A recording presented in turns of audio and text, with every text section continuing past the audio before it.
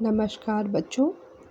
जैसा कि कल तक के वीडियो में हम लोगों ने देखा था कि गुरु बीजाणुधानी या मेगास्पोरेंजियम का स्ट्रक्चर कैसा होता है, उसकी बनावट कैसी होती है। आज हम जानेंगे कि जो आपका मेगास्पोरेंजियम है उससे मेगास्पोर या फिर फीमेल गैमेटोफाइट कैसे बनता है। यहाँ पे बहुत सारे शब्द आपके सामने आएंगे, इसलिए हर एक शब्द को बहुत ध्यान से सुनिए और उसको समझने की कोशिश कीजिए, उसे याद रखिए। अगर वो दूसरे शब्द के साथ मिल रहा है तो उस दोनों शब्दों को आप ध्यान से देखिए और अगर ज़्यादा दिक्कत होती है तो आप मुझसे पूछ सकते हैं। आज हम लोग बात करेंगे मेगास्पोरोजेनेसिस, गुरु बीजाणु जनन। जब परागकण बनते हैं उसे हम माइक्रोस्पोरोजेनेसिस कहते हैं। यहाँ हम अंड कोशिका के बनने की बात कर रहे हैं, इसलिए मेगास्पोरोजेनेसिस।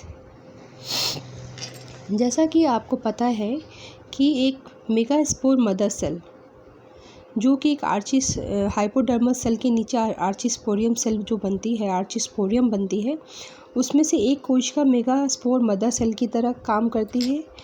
इसमें गुणसूत्र की संख्या द्विगुणित होती है। जब इस मेगास्पोर मदर सेल या एमएमसी में जब आपका अर्ध गुणसूत्रीय विभाजन होता है, जिसे हम रिडक्शन डिवीज़न भी कहते हैं, तो उससे आपके मेगास्पोर्स बनते हैं।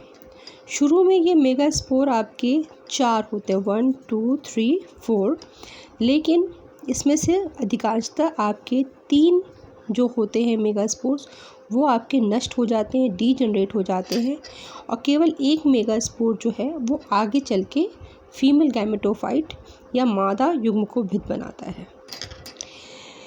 मेगास्पोर जो है वो अगुणित होता है, क्योंकि यहाँ रिडक्शन डिवीज़न हो चुका है इसलिए ये अगुणित होता है, मतलब गुणसूत्र की संख्या यहाँ पर आधी होती है।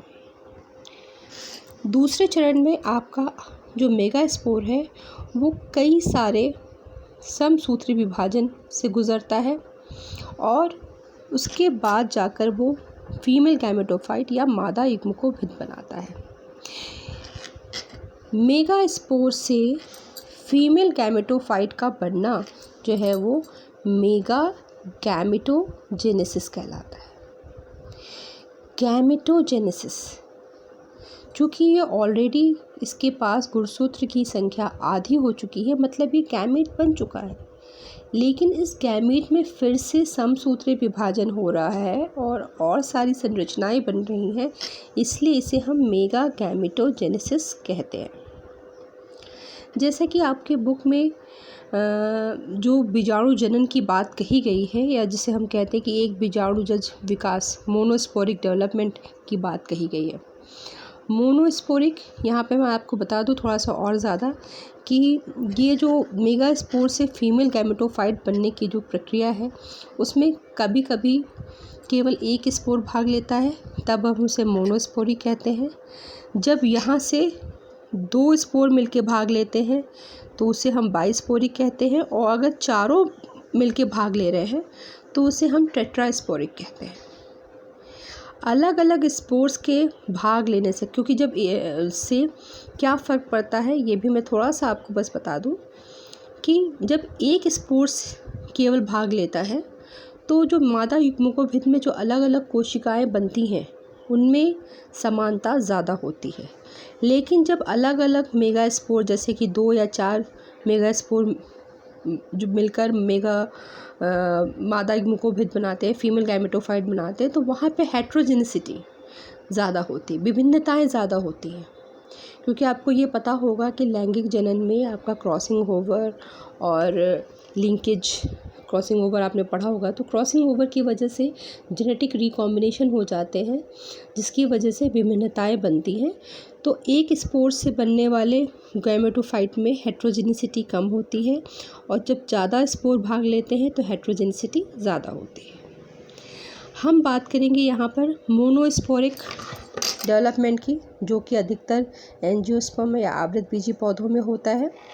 यहाँ पर जैसे कि हमने बात की कि एक मेगास्पोर मदर सेल होती है, उसमें रिडक्शन डिवीज़न 2 स्टेज में हुआ, और 2 स्टेज में होने के बाद जो चारों मेगास्पोर्स होते हैं वो एक लाइन में अरेंज हो जाते हैं। इसे हम लीनियर अरेंजमेंट भी कहते हैं। एक साइड जो है वो माइक्रोपाइलर एंड कहलाता है, दूसरा जो है वो चैलंजर एंड कहलाता है।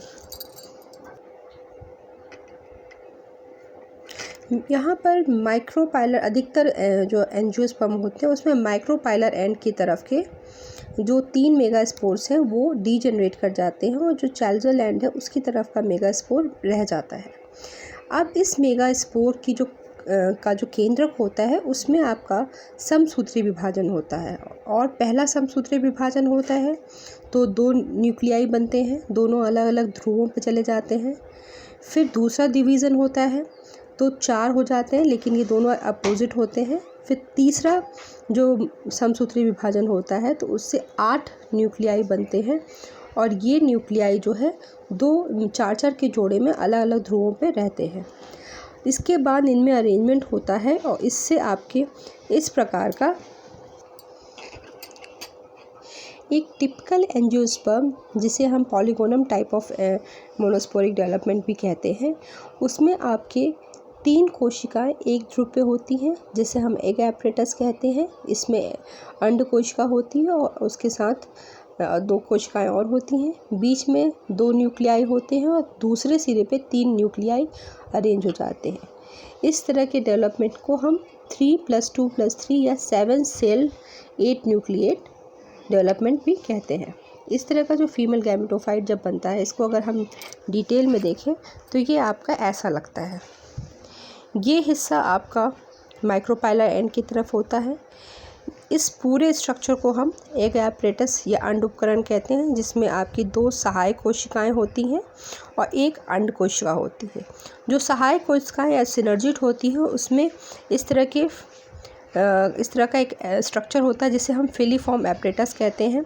और ये फिलीफॉर्म एपरेटस जो है वो निषेचन के समय नर युग्मक को कोशिका के इस जो आपका भ्रूण कोश है, इस भ्रूण कोश के अंदर जो है प्रवेश करने में सहायता करता है।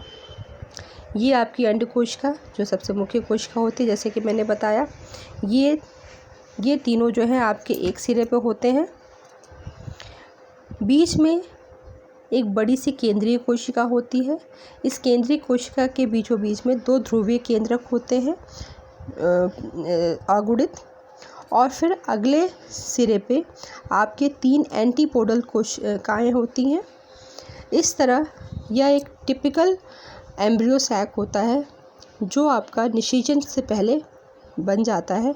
और इसके बाद आप इसको ध्यान से देख लीजिए, क्योंकि अक्सर बोर्ड एग्ज़ाम में ये क्वेश्चन आता है, इसको बनाने के लिए आता है, तो आप इसकी प्रैक्टिस भी कर लें कि यहाँ पर आपके 3 एंटीपोडल हो गए, बीच में 2 ध्रुवीय केंद्रक हो गए, ये आपकी केंद्रीय कोशिका हो गई, ये आपकी अंड कोशिका, अंड सहायक कोशिका, और ये आपका फिलीफॉर्म एपरेटस। आज के लिए अभी हम इतना ही, फिर उसके बाद हम लोग कल परागण पर बात करेंगे। Thank you.